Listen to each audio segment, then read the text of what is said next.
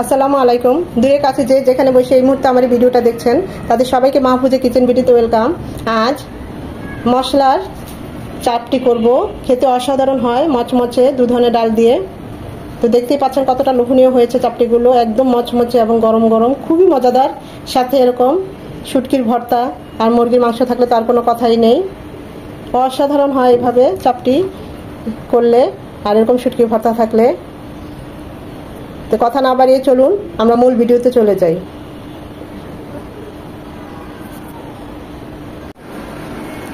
দোসা তৈরি করব। তো দোসার জন্য এখানে এক পট মানে 1 কাপ পোলার চাল নিলাম। পোলার চালটা অবশ্যই নেবেন কারণ এতে ফ্লেভারটা খুব ভালো আসে। আমি চিনি গুঁড়া পোলার চাল নিলাম। 1 পট নিলাম নাজিরশাল চাল, যেটা দিয়ে আমরা ভাত খাই। এটা খুবই ছোট এবং ভাতটাও খুব সুন্দর হয়, তাই এটা নিলাম। পোলার চালের সাথে এটা খুব ভালো যায়।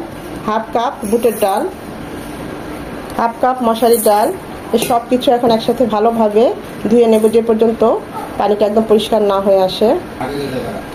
ভালোভাবে পরিষ্কার করে ধুয়ে নিয়েছি।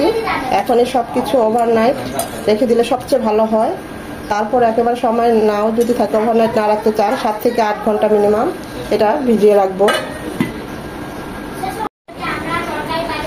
দোসারা চাপটির জন্য আমরা যে চাল ডালটা ওভারনাইট ভিজিয়ে রেখেছি, দেখতে পাচ্ছেন একদম ভিজে সফট হয়ে গিয়েছে ডালগুলো, চালগুলো।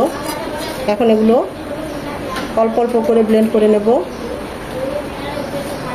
সবগুলো একসাথে ব্লেন্ড করব না, অল্প অল্প করে ব্লেন্ড করব যেন স্মুথলি একটা ব্লেন্ড হয়।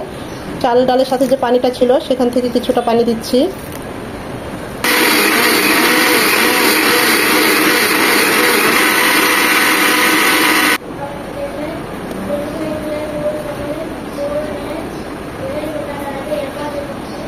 দোসার ব্যাটারটা আমাদের একদম রেডি, আমরা ব্লেন্ড করে নিয়েছি। এখন এটাকে আরও 10 মিনিট রেস্টে রাখবো, এর ফাউন্ডেশনটা যেন একদম ঠিক থাকে। তো 10 মিনিট রেস্টে থাক। 10 মিনিট পর ফিরে এসেছি। এখান থেকে আমরা অর্ধেকটা উঠিয়ে নেব। যারা দোসা বানাতে চান তারা এই ব্যাটারটাই 6 থেকে 7 ঘন্টা একদম রেস্টে রেখে দিবেন। 6-7 ঘন্টা পর পরিমাণ মতো লবণ দিয়ে ব্যাটারটাকে ভালোভাবে গুলিয়ে নিয়ে দোসা তৈরি করবেন। আর আজ আমি দোসা এবং চাপটি দুটোই তৈরি করব। এটা রেখে দেব দোসার জন্য 6-7 ঘন্টা, আর এটা চাপটির জন্য। এটাকে রেস্টে রাখার দরকার নেই, আমরা যে 10-15 মিনিট রেস্টে রেখেছি তাতেই হবে। চাপটিতে দিয়ে দিব 1 চামচ আদা রসুনের পেস্ট, দিয়ে দিব 2 চামচ পেঁয়াজ কুচি। এখানে চাইলে আপনারা পেঁয়াজটা ব্লেন্ড করে দিতে পারেন, তো পেঁয়াজ কুচিটা দিলে টেস্ট খুব ভালো আসে, চাপটিটা খেতে খুব ভালো হয়। দিয়ে দিব 1 চামচ পুদিনা পাতা। হাতের কাছে লেবুর পাতা থাকলে লেবু পাতাটা এরকম কুচিয়ে দিবেন, খুবই ভালো রেজাল্ট আসে, অসাধারণ হয়। কিন্তু আমার হাতের কাছে ছিল না, তাই আমি পুদিনা পাতাটা দিচ্ছি।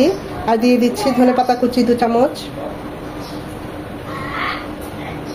স্বাদ মতো লবণ। ঝালটা যে যেমন পছন্দ করেন। আমি দিয়ে দিচ্ছি 1 চামচ মরিচ গুঁড়ো, এখানে চিলি ফ্লেক্সও দিতে পারেন, সেটাও খুব ভালো হয়। আর 1/2 চামচ হলুদ গুঁড়ো। হলুদ গুঁড়োটা অল্প দিবেন, কারণ তা না হলে হলুদের গন্ধ করবে। এখন এই সব কিছু খুব ভালোভাবে মিশিয়ে নেব।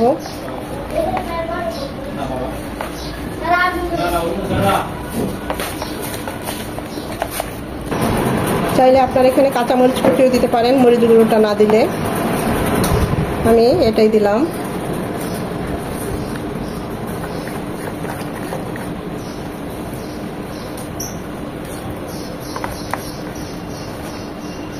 চাপটিগুলো বানানোর জন্য আমি তাওয়া বসিয়ে দিয়েছি, তাওয়াটা একদম হিট করে নিয়েছি।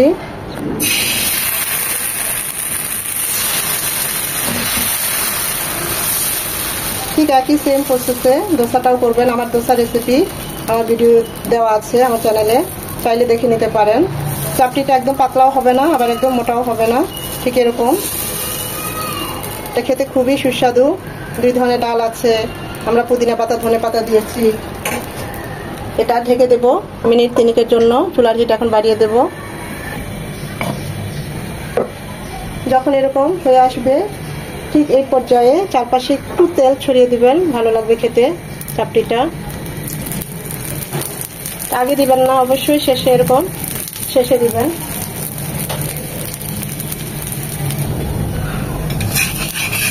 অটোই দেখবেন এভাবে উঠে আসবে। কতটা ক্রিস্পি হয়েছে দেখতেই বোঝা যাচ্ছে।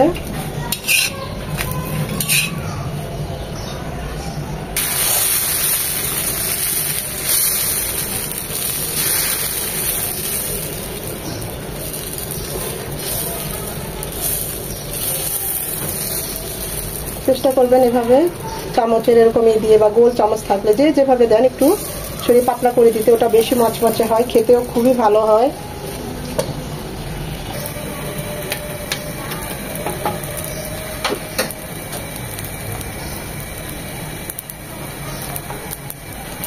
আমরা এভাবে চাপটি করে প্রায়ই খাই, সাথে শুটকি ভর্তা থাকে, গরুর মাংস থাকে বা মুরগির মাংস, শুটকি ভর্তা, এই দিয়ে খুব ভালো লাগে এই চাপটিটা। আবার শুধুও খাওয়া যায়, যেহেতু আমরা 2 ধরনের ডাল দিয়েছি, ধনে পাতা, পুদিনা পাতা, পেঁয়াজ কুচি, মরিচ সবকিছু দিয়েছি, এটা শুধুও খেতে খুবই ভালো লাগে, মচমচে গরম গরম অসাধারণ হয় এই ধরনের চাপটি। দেখতেই পাচ্ছেন কতটা লোভনীয় হয়েছে, আমি দেখাচ্ছি কতটা ক্রিস্পি হয়েছে।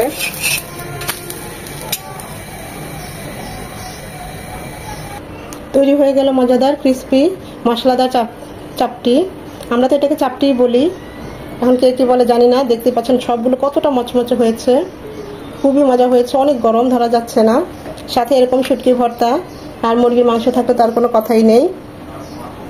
আশা করি আপনাদের ভালো লেগেছে। আর যদি ভালো লেগে থাকে ভিডিওটা, তাহলে অবশ্যই লাইক এবং কমেন্ট করবেন, বেশি বেশি করে শেয়ার করে দিবেন। আর আপনাদের একটা লাইক আমাকে পরবর্তী ভিডিও করতে অনেক উৎসাহিত করে, সাহায্য করে।